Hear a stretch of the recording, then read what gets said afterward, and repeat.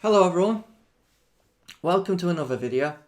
This video is to try and educate and help people out there who might be susceptible to being quite gullible. I do apologise for saying that, but there are a lot of victims out there regarding romance scams and their attempt to try and deceive you in the promise of a relationship or love.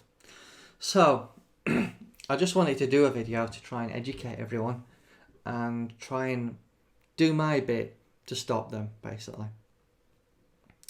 So, I'll just read the segment from this romancescams.org site and I'll go from there. Scammers are on dating sites and social networks setting up fake profiles. Scammers will pose under the disguise of beautiful pictures as either male or female, claiming to be from the United States and Western Europe generally. The scammer weaves a story of a successful business person working overseas, having no family. They present themselves as a thoughtful, caring and loving individual who is looking for their soulmate. The scammers are good at what they do. They ask lots of questions of their victim regarding what they want in their lives. Right. It is true, they will do lots of different stories and they will weave a whole story trying to make it believable that they're stuck in a particular country. An example would be they're in a hotel or they've got cancer and they need financial assistance to sort themselves out, and then they promise to come and see you. So basically there is a lot of scams about, and they will try anything to lie and cheat themselves into your affections. Some of them will even talk to you for as long as a year to try and convince you that they are the real, genuine article when they're not. So please be careful. There are many sites out there to avoid. Obviously, I could be doing this video for years if I went through every single site that is out there. One particular site I would recommend that you guys do avoid is this site called Zorpia. It's basically full of scamming messages. I have literally in the region of 200 plus messages. I only did this to test it out to see what this site was all about. Basically, it's owned by someone in Hong Kong, and it operates mainly in the US and the rest of the world. But generally speaking, the messages will be broken English, poorly written, even from people that claim to be in the United States, writing so badly that you couldn't believe it's a person in America speaking like that. I'll just read one segment here. Oh, listen, I would like to continue with you, but I cannot stay in internet cafe longer. If you give me your email address, I would write you and send my photos. What would you say? Now, clearly that's not how to talk to someone, but generally they're all like that. So how can you avoid talking to a scammer? Well, generally you can follow a few rules. One is to ask them to send you a quality photo, and also possibly a contact number. If, for example, you're based in the UK and they give you a number that starts 070, please ignore that contact number and don't talk to them again, because the contact number is from a messaging service that is used and can be dialed from anywhere in the world, and it gives the pretense that they're actually calling from the same country that their victim is living in, when it's not true. They could be based in Nigeria, ring you from this 070 number, and you, being the gullible person in the UK, will think that's a UK number and they're living in the UK when they're really not. Because what will happen is that they'll talk to you for a while and you might be under the pretense that they're in the UK, if you're living in the UK, that is. And then you'll say, I'd like to meet you the next week, and then suddenly they have to fly off to Africa. It is always that they will always put barriers in the way and lie to you, and that's just the nature of these 419 scams. I found a video where these scammers in Nigeria from their internet cafes have actually decided to basically celebrate that they scam Westerners out of lots of money. So I just want to show you a segment from that video clip.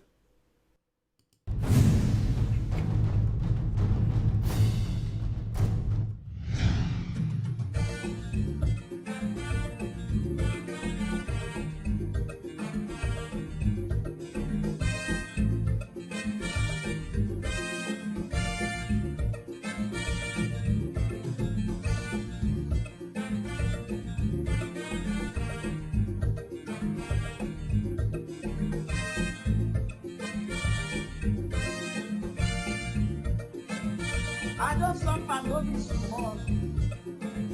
Upon say I get sense. Poverty no good at all. Oh. Now him make I join this business. Oh, one line is no be cheap. It's just a game. Everybody dey play am. If anybody follow me go, my brother, I go jump am. National airport, na me get am. National stadium, na me build am. President, na my sister brother. You be the guru, I be the master. Oyibo man, I go chop your dollar. I go take your money disappear. 419 is just a game. You are the loser, I am the winner. The refinery, na me get am. The contract, na you I go give am. But you go pay me small money, make I bring am. You be the mugu, I be the master. Na me be the master. Oh. I just want to bring your attention to a good useful site for looking up particular websites called scamadvisor.com. Now this site gives a site that I'd done this video for called Zorpia. They only give it a rating of 30%, and there's basically lots of reviews here. Basically people saying Zorpia used to be a good site, but now it's full of scammers from Nigeria, Togo and Ghana. A lot of people saying I doubt the pictures are 100% are real, and basically we must bring the site to justice with the Supreme Courts. Zorpia is nothing but a scamming network, asked to be taken off a list that basically when you subscribe they never take you off the list. So have a look at that site because it's really helpful for researching websites and people you're talking to see if they're legitimate. Right, what I recommend is Match.com and DatingDirect.com. They're worldwide renowned websites as well as eHarmony, and they are obviously have a lot of people employed by the company to try and prevent these scammers gaining accounts, and they do try and delete those accounts as soon as they become available. So do check them out. As for free dating sites, I recommend Smooch.com, OkCupid and plentyoffish.com. Those are actually free to use, and you don't pay money for them. So I recommend having a look at those. They are pretty good. Right, so we're back in Zorpia here, and you can see there's many messages here. Every single one here is actually a fake message, and I've got something in the region of 200. They will use broken English, poorly written. They will try and give you their email address straight away, and it is a site to avoid. Do not waste your time even thinking about using this particular dating site, because it is a horrible site. It's based in Hong Kong, operates in the world obviously, but specifically in the United States, and it is a poor site to use. It's slow, cumbersome, and I don't think I've ever been contacted by a real person on this website. You might be asking, how does someone get a picture? I thought I'd just show you. Basically, just type in models, images.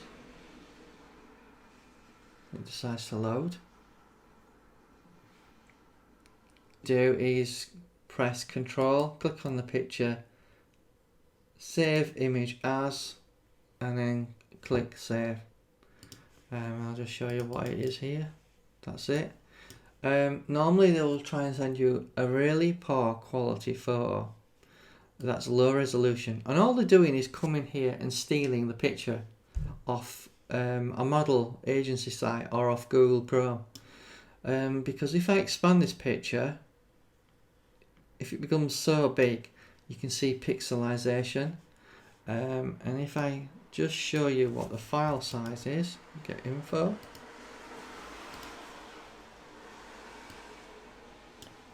As you can see, it's 8 kilobytes in file size, which is really tiny. It's only designed for the web. You can't use it professionally in any way, shape or form because it's so poor quality. So that's how they're getting the pictures. They're nicking them off these model sites, putting them up on profiles, pretending that they're that person. If you really still want to talk to that person, try and get them to send you high quality images, 2 megabyte file sizes minimum. Ask them to take a picture of themselves with a A4 sheet of paper with some writing on it. You could tell them to put some writing on there, a code or a number or something. And if they take a picture with that A sheet of paper, and it's the person that they've sent you other pictures in the past, you're lucky, because most cases that won't be the case. Hope this video has been educational and helpful. Just remember, if it sounds too good to be true, it probably is. Hello. Just as a last note to end this video on, I just got a little video for you to watch here. Basically, it should inform you more about what these scams are all about. And, you know, just be careful, guys. Be careful. Roses, 12 dozen red roses. And then the next thing that he sent to me was an Easter basket. Heartwarming. I thought, okay, this guy's genuine. He's genuinely kind and sweet, very nice looking. My sister says, Sue, why don't you try online dating? I'm like, okay, why not? And that's how it started. His name was Kenneth. He was in Nigeria building a shopping mall. He would start these words that, oh honey, I love you, I miss you, I trust you. When the package arrived, I was very surprised. They had packets of money orders. He gave me a list online to mail such and such amount of money to his suppliers. And I did that. I said, something's gotta be wrong. Why doesn't he have somebody doing this like an accountant? I went in there to my bank. I asked them if this check was counterfeit, and they said yes. My heart was in pain. There's not a day or night that goes by where I just want to say, I want to call these people up and say, I'm sorry. I'm sorry for what this person not only did to me, but did to them. Because they were scammed. And I was part of it. And I didn't mean it. And I didn't know. I did not know. Of this shame and the guilt. You know, what I have done to me. I did this to me. Joy wasn't looking for Mr. Right. She was looking for a new start when she joined Match.com after her divorce. Just a few weeks in, she met Michael, who claimed to work overseas for Shell International Investments. They emailed every day and talked on the phone, but never met in person. As time went on, we were talking about spending our lives together. And it became very serious. So serious that when Michael asked Joy for a loan to complete an overseas transaction, she says she wired him $350,000 from her divorce settlement. Joy realized too late it was all a scam. Shock. I was in shock. I couldn't believe that this was happening to me. Because of that transaction, Joy says she now owes the IRS $145,000 and the state of Colorado, where she lived at the time, $15,000. That's a total of $510,000. I made a big mistake, and it's cost me dearly. Joy is not alone. In just the last 6 months of 2014, victims lost $82 million to romance scams, according to the FBI. But how are these scams so successful? Our emotions can overwhelm our logical thought processes. Dr. John Stapert is a clinical psychologist in Phoenix. He says our emotions can put us at risk in the search for love, and the risks are multiplied when meeting people online. We have to recognize that we're all vulnerable in some ways. And this vulnerability for a match with another person gets almost at the core of who we are. Vulnerability plus an emotional connection leads to trust. Manipulating their fears or their needs or their wants and taking advantage of them. Security experts warn that it's not enough to install the latest virus protection. Computer users must be their own best advocate, shielding themselves from online con artists who are looking for their next victim. If this weren't successful over and over and over again, we wouldn't hear stories like this over and over and over again. I don't want anyone else to go through what I've been through. This isn't what Joy envisioned for her new start, but speaking out is helping her to heal. I want to move forward. I want this behind me. Life is going to be good again. I don't know how, but it will. The folks at Match.com know these scammers will sometimes slip through their security protocols. That's just a fact. But that's why every email within Match.com comes with a reminder at the bottom to watch out for these schemes. Like you just heard, we each have to be our own best advocate. It really is the most important security measure we could have in place online. Catherine has lost everything. Tens of thousands of pounds, the chance to own a home and enjoy retirement. She lost it looking for love on an internet dating site. I've been on my own since 1966, and I suppose there's always a chance that you join these sites with the idea of meeting someone and be someone's partner. Through this dating website, she met Bruce, a builder living in London, who showered her with attention and sent flowers on her birthday.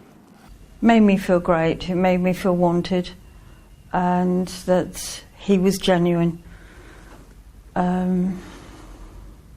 It was a nice feeling. But Bruce had no intention of coming to Southsea to meet Catherine. He lived over 4,000 miles away. What's my name? His real name was Morris Asola Fadola. In Ghanaian slang, he'd be known as a Sakawa. It's part of an online scamming subculture so popular in Ghana, it has its own music. Fadola allegedly used these scams to extract more than £800,000 from 19 women in the UK. But through bank transfers, British police tracked him down to this luxury mansion. When they got there, he'd gone shopping. He was in Dubai, and we waited for him to come back, and he had been there buying fittings for his bathroom in this huge mansion that he had built, which is surrounded by squalor. And so it did stick out a little bit. But this trial has taken over 3 years. It was back in 2011 that Sky News travelled with Catherine to Ghana. In footage we've not been able to show till now, she was the first woman to confront one of Ghana's biggest conmen in court. I hope it's going to be worth it, because he's got to be stopped. She told the court how she'd been persuaded to invest in a bogus Ghanaian mining business, and later told us what it was like actually seeing him in the dock. Not pleasant. I don't know how another human being can do it to a vulnerable person. Other British victims would also travel to Ghana during the case. Claire, who doesn't want to be identified, knew Fadola as an American soldier in Iraq. In an elaborate fraud involving several characters, she paid him over £200,000. How do you think you're going to feel when you see him in the dock? I think the reason I want to go is that I want him to see that